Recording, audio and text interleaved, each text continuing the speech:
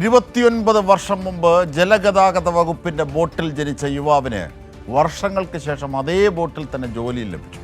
പെരുമ്പളം ദ്വീപിലെ സ്ഥിരം താമസക്കാരായ ഷൈല ബാബു ദമ്പതികളുടെ മകനായ വെങ്കടേഷിനാണ് ആ ഭാഗ്യം ലഭിച്ചത്. വെള്ളത്താൽ ചുറ്റപ്പെട്ട് കിടക്കുന്ന പെരുമ്പളം ദ്വീപിൽ നിന്നും പുറത്തെത്തണമെങ്കിൽ ബോട്ട് മാത്രമായിരുന്നു ഒരു കാലത്ത് ഏക ആശ്രയം.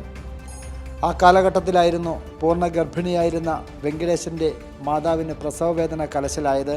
പെട്ടെന്ന് തന്നെ ബോട്ട് ജെട്ടിയിലുണ്ടായിരുന്ന സർക്കാർ ബോട്ടിലെ ജീവനക്കാരെ വിളിച്ചുണർത്തി എറണാകുളത്തെ ആശുപത്രിയിലേക്ക് തിരിക്കുകയായിരുന്നു വെങ്കടേഷിൻ്റെ മാതാവ് ഷൈല. 2 മണിയായപ്പോഴേക്കും എനിക്ക് വയ്യാതെ വന്ന് ബോട്ട് സ്പെഷ്യലായിട്ട് വിളിച്ച് പോകുന്ന ടൈമിലാണ് ബോട്ടിൽ കയറി ഒരു 5 മിനിറ്റ് കഴിയണതിന് മുന്നേ പ്രസവിച്ചത്. ചെറുപ്പം മുതൽ തന്നെ തൻ്റെ ജനന ചരിത്രം കേട്ട് വളർന്ന വെങ്കടേഷിന് തൻ്റെ ജീവൻ രക്ഷിച്ച A47 നമ്പർ ബോട്ടിനോട് അമിതമായ സ്നേഹമുണ്ടായിരുന്നു. അങ്ങനെ ആ ബോട്ട് സ്വന്തമാക്കണമെന്നായിരുന്നു ആഗ്രഹം. ചെറുപ്പം തൊട്ടേ ഇങ്ങനെ ഈ ബോട്ട് ആണെന്നറിഞ്ഞു. പിന്നെ അതിൽ തന്നെ ഒന്ന് ജോലി ചെയ്യണമെന്നുള്ളൊരു ആഗ്രഹം ഉണ്ടായിരുന്നു. പിന്നെ PSC കിട്ടിയപ്പോൾ ആദ്യത്തെ ജോലി ഇതിൽ ചെയ്യണമെന്നുള്ളൊരു ആഗ്രഹം. എന്നാൽ ബോട്ട് സ്വന്തമാക്കുന്നതിനാവശ്യമായ പണം കയ്യിലില്ലാത്തതുകൊണ്ട് ആ ബോട്ടിൽ ജോലി ചെയ്യണമെന്ന് പിന്നീട് ആഗ്രഹിച്ചു.